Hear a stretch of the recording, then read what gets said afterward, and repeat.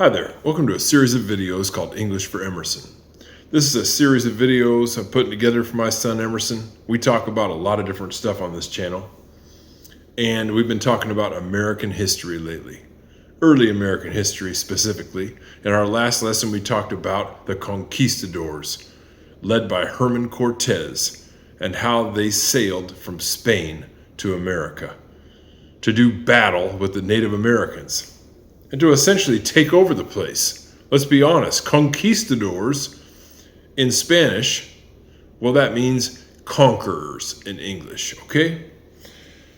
They weren't messing around. Their intention was to come to America to get rich. There was rumors that these tribes in the Native Americas had a lot of silver and gold. And the Spanish king, well, one of the Spanish kings at that time, I believe there were several different kings in Spain at that time of different provinces. They wanted to get rich, okay? They didn't come over here just for the fun of it. They didn't come for the fun of it. They wanted money.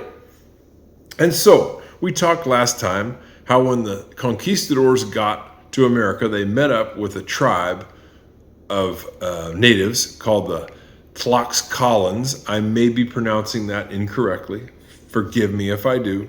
They did battle with them initially, but the Tlaxcalans, their real enemy was the Aztecs. And after doing battle with these conquistadors who had horses, they had swords. Sorry, I got a hurt finger.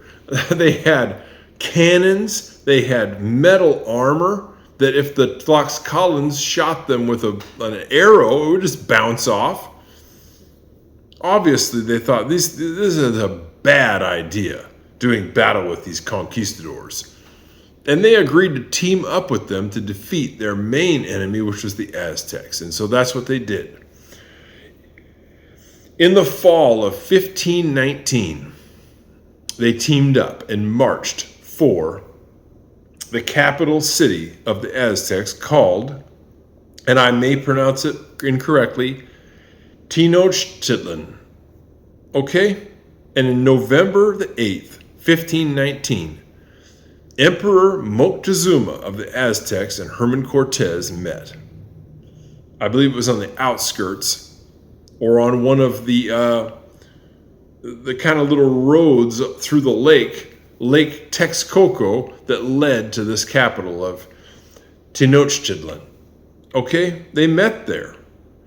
You know, why didn't the Aztecs just kill Herman Cortez and his conquistadors immediately? Well, you have to remember that the Aztecs, number one, they wanted to capture enemy soldiers alive to kill them in their sacrifices. They weren't so much about killing the enemy in battle, they were mostly about capturing the enemy.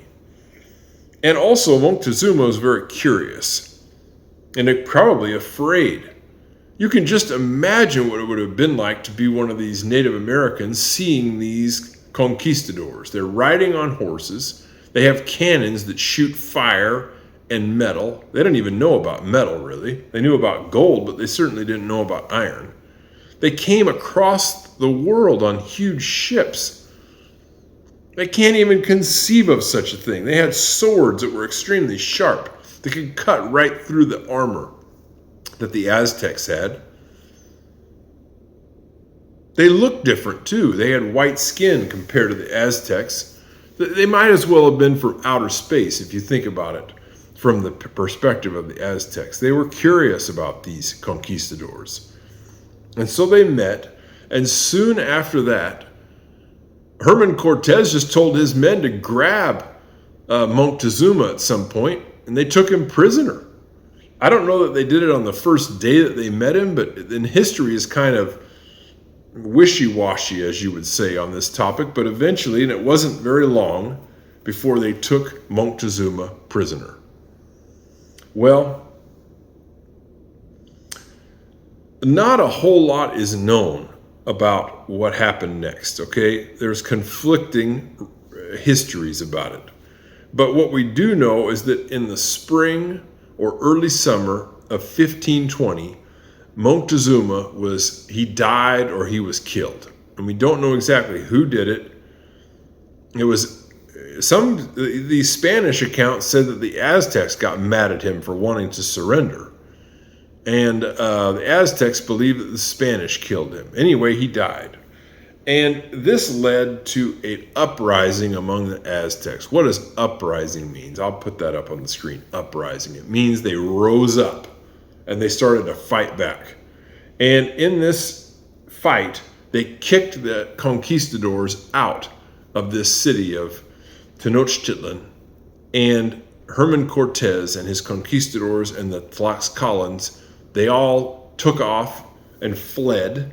They left, they ran away out of the Aztec Empire, and they were defeated in battle. The Aztecs really killed a lot of the conquistadors and the Tlaxcalans and ran them off. Well, it's very, very interesting history. That probably would have been the end of it for the conquistadors and the Tlaxcalans, but there was another problem that the Aztecs had, and that was something called smallpox. There's this horrible disease that was from Europe called smallpox.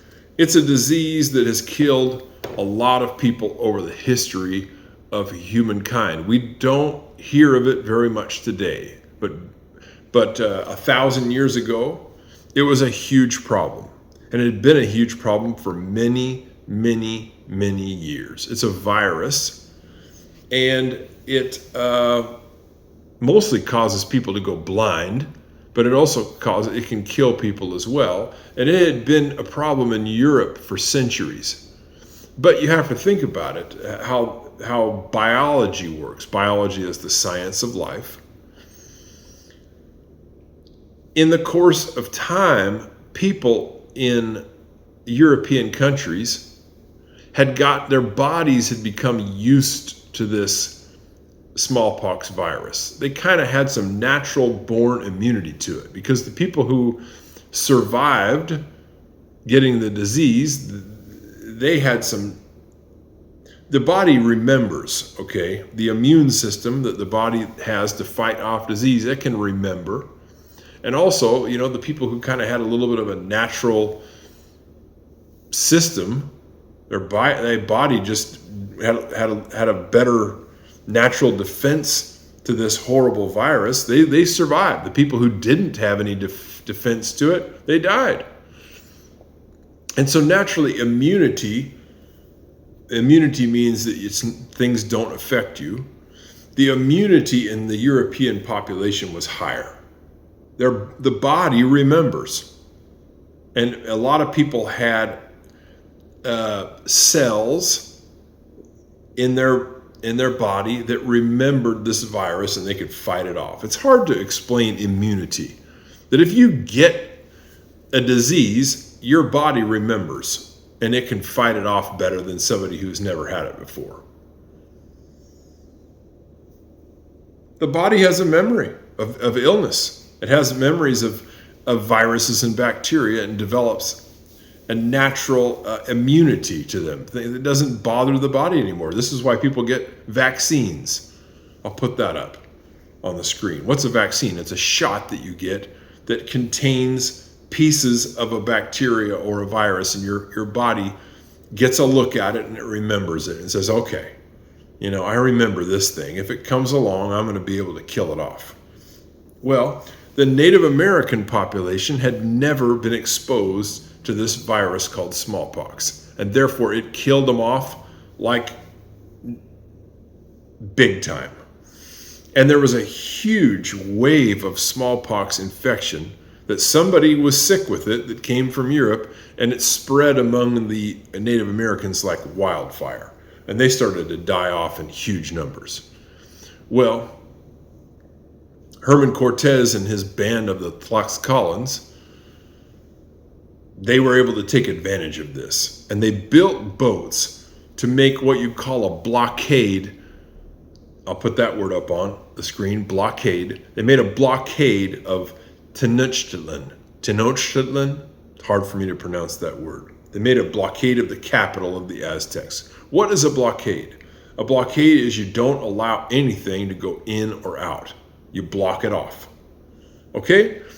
And basically, this was a battle tactic of the Europeans who had been involved in the siege. I'll put that word up on the screen, the siege. What does that mean? They would find a castle somewhere and they would try to take it over.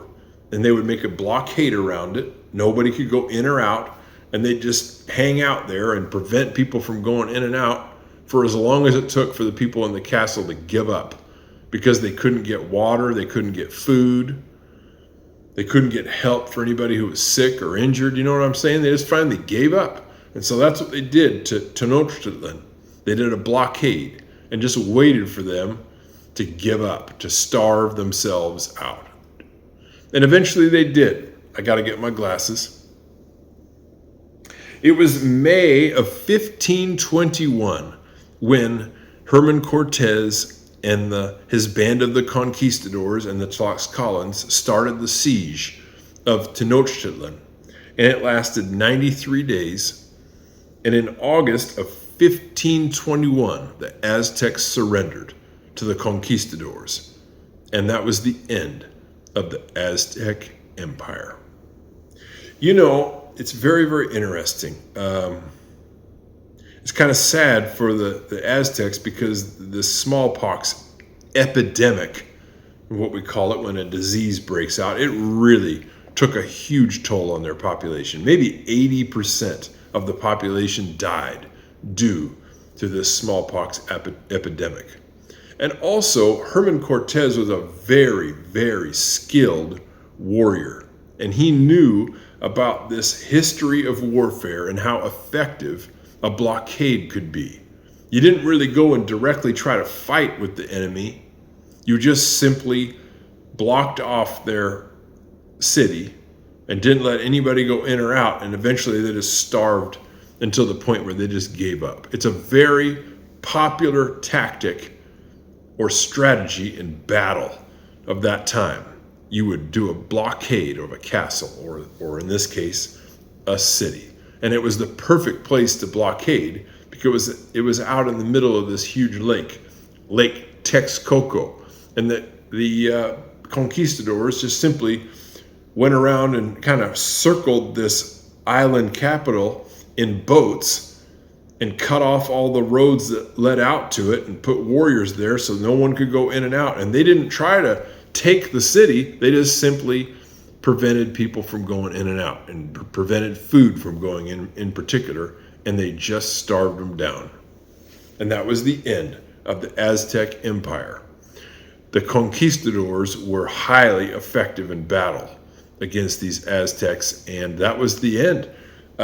Things changed dramatically in that area of Mexico after that time. The Spanish were able to come in and establish rule over that area and start to do battle with the smaller tribes and basically take it over.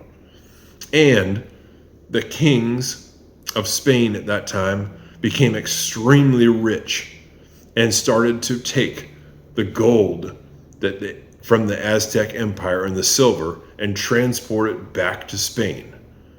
And this began a new phase of this of America, when the Spanish began transporting all this gold from what is now Mexico back to Spain. Then eventually the English got involved, and we'll talk more about that next time on English for Emerson. We'll see you next time. Bye-bye.